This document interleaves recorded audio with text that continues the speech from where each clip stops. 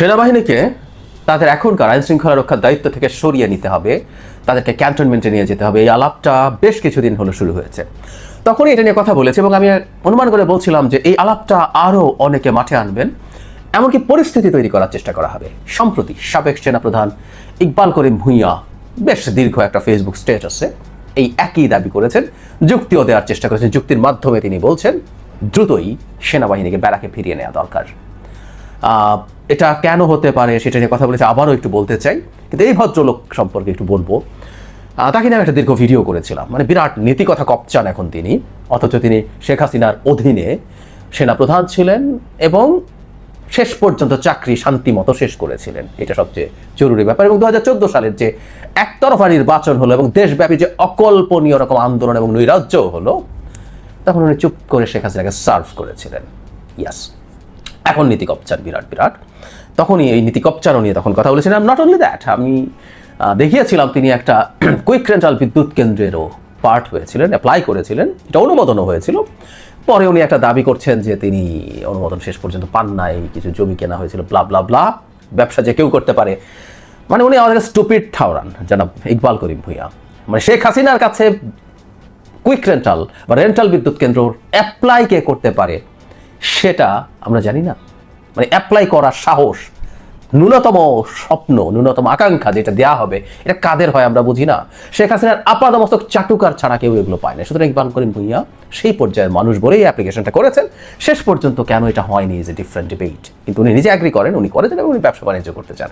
তো শেখ হাসিনার সাথে কুইক রেন্টালের ব্যবসা বাণিজ্য কারা করতে চান? আর ইকবাল করিম ভূঁইয়া, আপনার জানা থাকা উচিত যে জনগণের মাথায় খানিকটা হলেও বুদ্ধি আছে।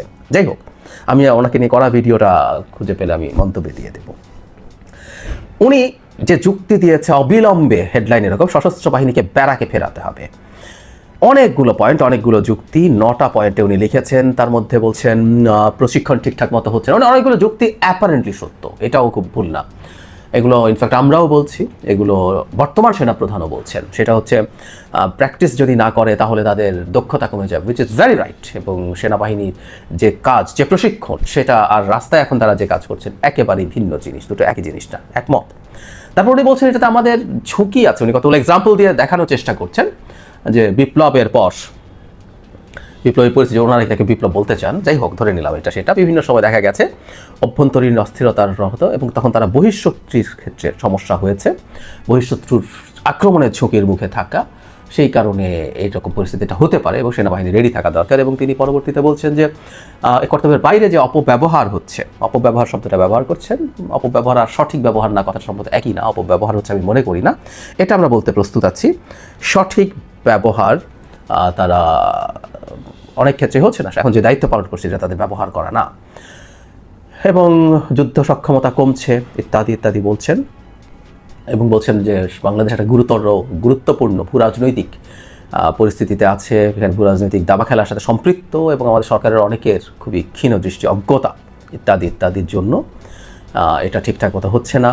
বলা হচ্ছে যে সেনাবাহিনী যতদিন থাকবে ততদিন পুলিশকে কার্যকরভাবে ব্যবহার করা যাবে না, এটা হচ্ছে ওনার আর্গুমেন্ট। যেহেতু সেনাবাহিনীই আছে, পুলিশ কেন কাজ করবে? এবং পুলিশের কাজে নিয়োজিত থাকলে সেটা পুলিশের কাছে তাদের এক ধরনের কমফোর্ট তৈরি করবে, তারা এটা হবে না। উনি একটা পরে 6 নম্বর পয়েন্টে বলছেন যে নির্বাচন সম্পন্ন না হওয়া পর্যন্ত সেনাবাহিনী থাকা উচিত। কেউ কেউ যুক্তি দেয়, ইনফ্যাক্ট এই যুক্তি আমিও দেই। তিনি বলছেন এটা সরল মনা ধারণা, উনি খুব জটিল চিন্তা করেন। তো উনি বলছেন যে রোবট নয়, তাদের বিশ্রাম, পুনঃপ্রশিক্ষণ ইত্যাদি ইত্যাদি প্রয়োজন। তাদেরকে নির্বাচন পর্যন্ত বেঁধে রাখলে অনিশ্চয়তা তৈরি হয়, ভোট যদি বিলম্বিত হয় কিংবা সংস্কার যদি দীর্ঘায়িত হয় তাহলে সেনাবাহিনী অনির্দিষ্টকালের জন্য মোতায়েন থাকবে। বস্তুত একটি প্রাতিষ্ঠানিক অবক্ষয়ের দিকে তাকানো। বলা হচ্ছে সেনাবাহিনীকে এখন ব্যারাকে ফিরিয়ে নিলেও নির্বাচনের আগে আবারও নিয়োজিত করতে কোনো বাধা নেই। এখানে একটা ট্রিক আছে, আমি সেটা নিয়ে কথা বলবো। তারপরে পুলিশকে কীভাবে ঠিকঠাক করা দরকার, পুলিশকে আবার একই কথা, সার্বভৌমত্ব নিয়ে জুয়া খেলতে পারে না, অতি দ্রুত তাদেরকে সরে রাখার উচিত এবং তাদেরকে বিতর্কিতও করে তোলে, এটাও ভুল না। এই ঝুঁকিগুলো সব আছে। এই শেষে উনি কনক্লুড করছেন এই অবক্ষয় চলতে দিয়ে আমরা অকল্পনীয় পরিস্থিতির মুখোমুখি হওয়ার ঝুঁকি নিচ্ছি। একটি দেশ যার শেষ প্রতিরক্ষা দেয়াল নেই, খুব দেরি হওয়ার আগে অন্তর্বর্তী সরকারকে সিদ্ধান্ত নিতে হবে।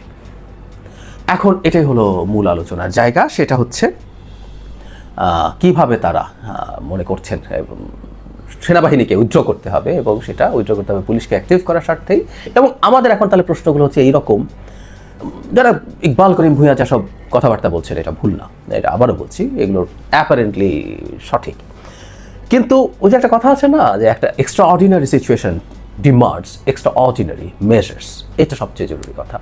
বাংলাদেশ একটা এক্সট্রা অর্ডিনারি সিচুয়েশনে পড়েছে, মানে পুলিশের জায়গায় কেন সেনাবাহিনীকে নামাতে হয়েছে এটা ওনার না জানার কথা। উনি বাংলাদেশের রাজনীতি এখন ভালো মতোই ফলো করেন, শুধু সেটা না, তিনি বাংলাদেশের রাজনীতি ফলো করা বেশ কিছু মানুষজনের সাথে বেশ ভালোভাবে অ্যালাইন্ড। তাকে প্রধান উপদেষ্টা বানানো বা নিজের পক্ষে উপদেষ্টা বানাতে হবে, এই ধরনের আলাপ টালাপ অনেকেই প্রকাশ্যে করেছেন এবং তাকে বিরাট একজন জাতীয় বীর হিসাবে প্রেজেন্ট করেছেন খুবই ইনফ্লুয়েন্সিয়াল সোশ্যাল মিডিয়া পার্সোনালিটিরা। তো উনি এটা জানেন যে আসলে কী প্রেক্ষাপটে কোন পরিস্থিতিতে সেনাবাহিনীকে রীতিমতো ম্যাজিস্ট্রেসি পাওয়ার দিয়ে মাঠে নামাতে হয়েছে। তারা সেটা না জেনে, তার না জানার অন্তত কোনো কারণ নেই। তো যাই হোক, তিনি জেনে শুনে এটা করছেন। আমরা খেয়াল করবো এই কারণেই ইনফ্যাক্ট আমরা নির্বাচন আগে ডিসেম্বরের মধ্যে করে ফেলতে বলেছিলাম, কারণ সেনাবাহিনী আমাদের রাখতেই হবে কন্টিনিউয়াসলি নির্বাচন পর্যন্ত। আবার নির্বাচন তারা এই মাঠে যখন থাকেন তাদের প্রশিক্ষণের অভাব আছে, তারা অনেক অনিয়ম দুর্নীতির সাথে জড়িয়ে যেতে পারেন, এই সব কিছুই আছে। এটার কারণেই তাদেরকে খুব বেশি দিন মাঠে রাখা যাবে না। শুধু সেটা না, আমি অনেকবার এটা বলেছিও, সেনাবাহিনী কখনো পুলিশি কাজ করার জন্য ট্রেইনড না। সেনাবাহিনীর কাজ একেবারেই ভিন্ন জিনিস। সেনাবাহিনীর কাজ সেনাবাহিনী করবে, সেনাবাহিনী যুদ্ধ করবেন, সে পুলিশের কাজ পুলিশকেই করতে হবে, সব জেনে শুনেও আমরা বলছি। এমনকি সেনাবাহিনী যখন একটা মাঠে যে কোনো একটা মানে মিছিল বা সমাবেশ ছত্রভঙ্গ করতে যায়, সেখানেও মাত্রাতিরিক্ত বল প্রয়োগ করার ঝুঁকি থাকে। এটা সেনাবাহিনীর দোষ না, এটা হলো তাকে যে কাজ আমরা নিয়োগ করছি সেটার সমস্যা। সব কিছুর পরও তারপরও বলছি যে ম্যাজিস্ট্রেসি পাওয়ার নিয়ে সেনাবাহিনী থাকার পরও দেশের আইন শৃঙ্খলা, মব ইত্যাদিতে যে ধরনের পরিস্থিতি বিরাজ করছে, আমরা যদি চিন্তা করি সেনাবাহিনীকে তুলে যদি নেওয়া হয় তাহলে কী হবে মুহূর্তে। যেন করিম ভূঁইয়ার কথা মতো যদি ধরে নেই যে ঠিক আছে আপাতত তুলে ফেলি, পরে আবার তাদেরকে ডিপ্লয় করবো নির্বাচনের আগে, মানে মাঝের এই ডিসেম্বরে যদি হয়, ডিসেম্বরের আগ পর্যন্ত তারা থাকবেন না। এখনই আইন শৃঙ্খলার পরিস্থিতি এরকম, যদি এটা তুলে নেই কয়েকদিনের মধ্যে যে পরিস্থিতি দাঁড়াবে, তখন আসলে কিছু লোকজন ওই কথাটাই বলবে যেটা বলছে, যেটা চান না আসলে তাদের এটা একটা সুনির্দিষ্ট পরিকল্পনা যে এই বিভৎস আইন শৃঙ্খলা পরিস্থিতিতে কিসের নির্বাচন। বসে আছে আইন শৃঙ্খলা সামান্য ঝামেলা হলে এনসিপি বলছে, গোপালগঞ্জের ঘটনার পর এনসিপির একজন গুরুত্বপূর্ণ নেতা মুহূর্তেই স্টেটাস দিচ্ছেন, পাটগ্রামে একটা ঘটনার পর জামাতের আমির মুহূর্তেই সাংবাদিকদেরকে বলছেন। সো তারা ঠিক এই জিনিসটা চাইছেন। একটা এনআরকে যদি মেজর লেগে যায়, তারপর আবার নতুন করে মিলিটারি ডিপ্লয় করতে করতে যে ক্ষয়ক্ষতি হয়ে যাবে, সেই ক্ষয়ক্ষতি বাংলাদেশের নির্বাচনকে অনিশ্চিত করে তুলবে। জনাব ইকবাল করিম ভূঁইয়া সেই চক্রের পার্ট হয়ে সেনাবাহিনীকে এখন তুলে নিতে বলছেন, যারা চান বাংলাদেশের নির্বাচনটা ভণ্ডুল হোক। বাংলাদেশে 2026 সালের ফেব্রুয়ারিতে নির্বাচন কোনোভাবেই হতে দেব না, হতে দেওয়া উচিত হবে না। একটা গ্রুপ কার্যকর আছে, এই ভদ্রলোক তাদের পার্ট, এবং তারা যদি সফল হন, তাদের অনেকের পরিকল্পনা শোনা যায় আছে, তাকে অতি গুরুত্বপূর্ণ কোনো জায়গা বা তাকে কেন্দ্র করে প্রধান উপদেষ্টা পরিষদ তৈরি করবো, প্রধান উপদেষ্টা বানিয়ে টেনে ফেলা বা খুবই গুরুত্বপূর্ণ কোনো জায়গায় তাকে নিয়ে যাওয়া, এই ধরনের পরিকল্পনার কথা শোনা যায়। অনেকেই এভাবে বলেন এবং এটাকে উড়িয়ে দিতে পারি না, কারণ যারা ওই ধরনের আলাপে থাকেন, যারা দেশে এনআরকি তৈরির চেষ্টায় আছেন, তারা তাকে আবার খুবই ভ্যালু দেন, তাকে নিয়ে বলেন, লেখেন।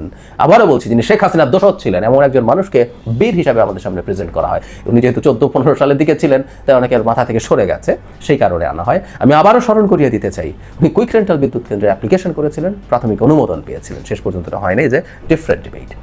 তো ওনার চরিত্র আমাদের নিশ্চয়ই বোঝা আছে। যাই হোক, এই চেষ্টা চলতে থাকবে এবং আবারও একটা কথা বলছি, যেটা চলবে, সেনাবাহিনীকে প্রভোগ করা হবে, সেনাবাহিনী যাতে কোনো না কোনোভাবে তার ধৈর্যচ্যুতি ঘটে। আমি এখন পর্যন্ত সেনাবাহিনীকে অত্যন্ত ধৈর্যের সাথে, কিছু বিচ্ছিন্ন ঘটনা ছাড়া অত্যন্ত ধৈর্যের সাথে তাদের দায়িত্ব পালন করতে দেখেছি, কিন্তু তাদেরকে প্রভোগ করা হবে, তাদেরকে দিয়ে কোনো মাত্রাতিরিক্ত বল প্রয়োগ করানোর চেষ্টা করা হবে, যাতে এই আলাপ তুলে ফেলা যায় মুহূর্তে।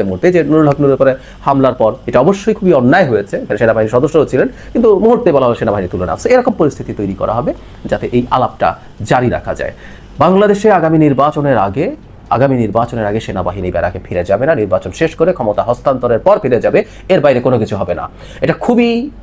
এটা এমন একটা ঔষধ যেটা খুবই সাইড এফেক্ট আছে। ইয়াস, সাইড এফেক্ট অনেক, এটা আমি অ্যাগ্রি করি, এটা আমি ডিসঅ্যাগ্রি করি না, কিন্তু অনেক সময় আমাদের রোগ যদি অনেক জটিল হয়, এমন ওষুধ আমাদের খেতেই হয়, তখন অনেক সাইড এফেক্ট হলেও খাই, কারণ ওটা আমাকে নাহলে বাঁচিয়ে রাখবে না, আমাকে বেঁচে থাকতে হবে, বেঁচে থাকার জন্য অনেক বেশি সাইড এফেক্ট অ্যাকসেপ্ট করি, এরকম ওষুধ আমরা গ্রহণ করি। সেখানে ইকবাল করিম ভূঁইয়া এটা না জানার কোনো কারণ নাই, তিনি আসলে একটা ধান্দাবাজ, একটা শয়তানির পরিকল্পনা নিয়ে মাঠে নেমেছেন, সেই কারণে এইভাবে কথা বলছেন।